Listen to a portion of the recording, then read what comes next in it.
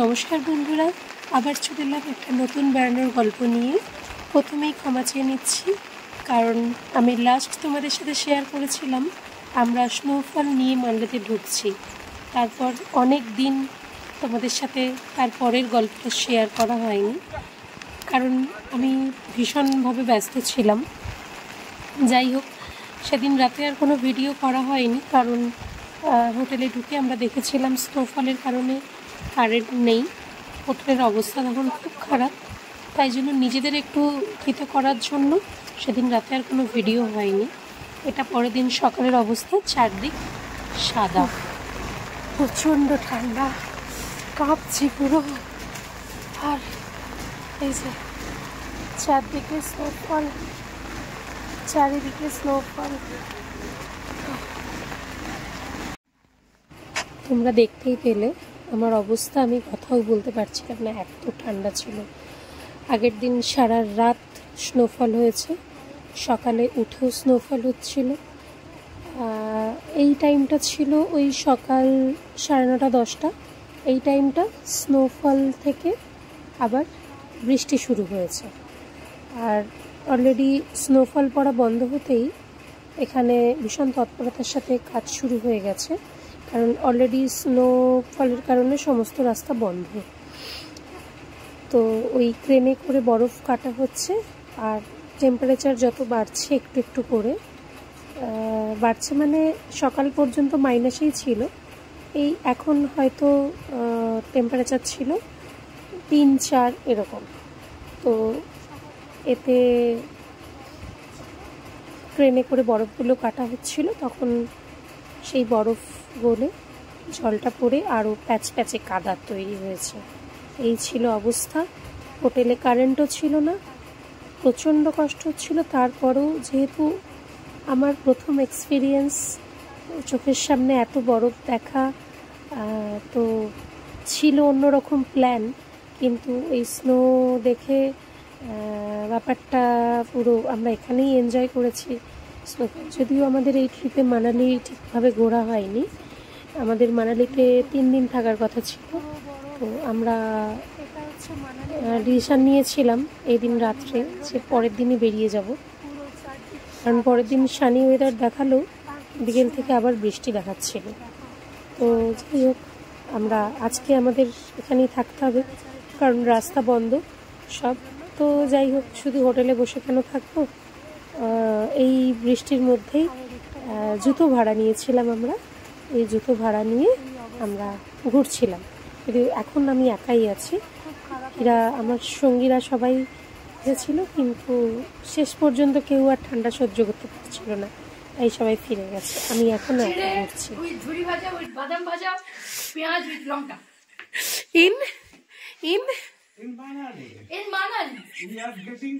বলো কি খাচ্ছ? আমরা মালানিতে এসে নেল পরে খাচ্ছি, কাঙালি ভোজন করছি। আমরা মালানিতে এসে মেদিনী পুরিয়ান খেয়েছি, মুড়ি, চানাচুর, ঝুরি ভাজা, লঙ্কা, পেঁয়াজ। ভালো খাবার ইচ্ছে থাকলেও কিছু নেই। তুমি কি খাচ্ছ? আমি ওই যে মুড়ি, চানাচুর, ভালো ভাজা সব মিশিয়ে খাচ্ছি। মালানিতে এটাই বসে খাচ্ছি। অ্যাকচুয়ালি মানালিতে এসে সবাই অন্য কিছু খায়, বাট এখানে লোডশেডিং সবকিছু চলে গেছে, শুধু বরফ আর বরফ। বরফ খেয়ে তো বেঁচে থাকতে পারবো না, তাই মেদিনীপুরের মানুষ তো মুড়ি আর চানাচুর। এটা মেদিনীপুর থেকে বয়ে নিয়ে আসা মুড়ি কি? মেদিনীপুর কার দোকানের মো জানি না, মেদিনীপুর থেকে বয়ে আনা। আমরা মানালিতে এসে মুড়ি খাচ্ছি। আমরা খেয়েছি মোমো, ম্যাগি, পাহাড়ি খাবার খেয়েছি। না, ওইটার নামটা কি ছিল? যেটা সিদ্ধু ট্রাই করেছি, বাট লাঞ্চে ভাত আর ডাল আছে, আর কিছু নেই, তাই জন্য ভাবলাম মুড়িটা বেটার, তাই মুড়ি খাচ্ছি। সিদ্ধু ক্রিকেট ছেড়ে এখানে আবার খাওয়ার টেবিলেও জায়গা করে নিয়েছে। সিদ্ধু ক্রিকেট ছাড়ার পর এখানে এসে মালানিতে খাওয়ার টেবিলে জায়গা করেছে, ওটাকে আমরা খেয়ে দেখেছি। কি একটা আটা দিয়ে দেখে পাউরুটির মতো ডাল। তো দেখতেই পেলে লাঞ্চেও আমাদের মুড়ি খেতে হয়েছে। যাই হোক, কাল সারাদিন কোনো ভিডিওই করা হয়নি, কারণ কারেন্ট ছিল না, কারোর ফোনে চার্জ ছিল না। পরের দিন বেশ সানি ওয়েদার, সকালে বেরিয়েই মনটা ভালো হয়ে গেছিলো। তবে রাস্তা যেহেতু বন্ধ, আমাদের মানালি থেকে কোনো লাভ নেই, তাই আমরা মানালি থেকে বেরিয়ে যাচ্ছিলাম। যেখানে 3 দিন থাকার কথা ছিল, সেখানে আমরা একদিন হোটেল রুমে থেকে পরের দিন বেরিয়ে যাচ্ছি। এটাই একটু দুঃখ রয়ে গেল। যাই হোক, তাও আমরা খুব কম আনন্দ করিনি, এর মধ্যে ভীষণ আনন্দ করেছি। চারপাশের পরিবেশ খুব ভীষণ সুন্দর। রোদ ওঠার পরে এই রাস্তার দুপাশে পড়ে থাকা বরফে যখন রোদটা পড়ছে, কি ভালো লাগছে বলে বোঝাতে পারবো না। ভীষণ ভীষণ সুন্দর। ঘুরতে পারিনি ঠিকই, কিন্তু এই ম্যাল রোডের চারপাশের যে পরিবেশ, সেটা দেখেই মনটা ভালো হয়ে গেছিলো। আমাদের গাড়ি আসতে পারছিল না, কারণ রাস্তা ঠিক করা হচ্ছিল, বরফ তখনও পুরো ক্লিয়ার ছিল না। তাই জন্য যতক্ষণ না গাড়ি আসে ততক্ষণ এই চারপাশটা একটু ঘুরে দেখি আর কি। ম্যাল রোডের সামনে ছিল একটি মনেস্ট্রি। সেই মনেস্ট্রিটাই আমরা পায়ে হেঁটে দেখতে গেছিলাম। সেই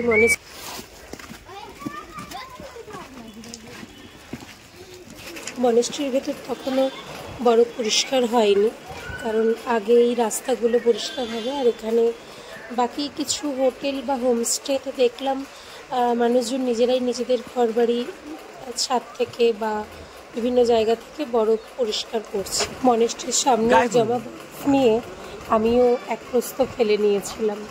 ভীষণ মজা লাগছিল। একদিকে মন খারাপ, মানালির কিছুই ঘুরতে পেলাম না, তবে যেটুকু দেখেছি, যেটুকু ঘুরেছি, ভীষণ আনন্দ করেছি। ভীষণ সুন্দর লেগেছে, চোখ ঘুরে চারিদিক দেখেছি।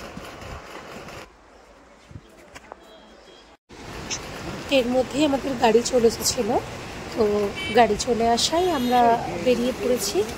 সামনে মানালির কাছ দিয়ে হয়ে যাচ্ছে বিয়াস নদী। বিয়াস নদীর ধার দিয়ে আমরা বেরিয়ে চলেছি। আজ আমরা মানালির থেকে বেরিয়ে যাচ্ছি। দেখা যাক কোথায় গিয়ে স্টে করা যায়।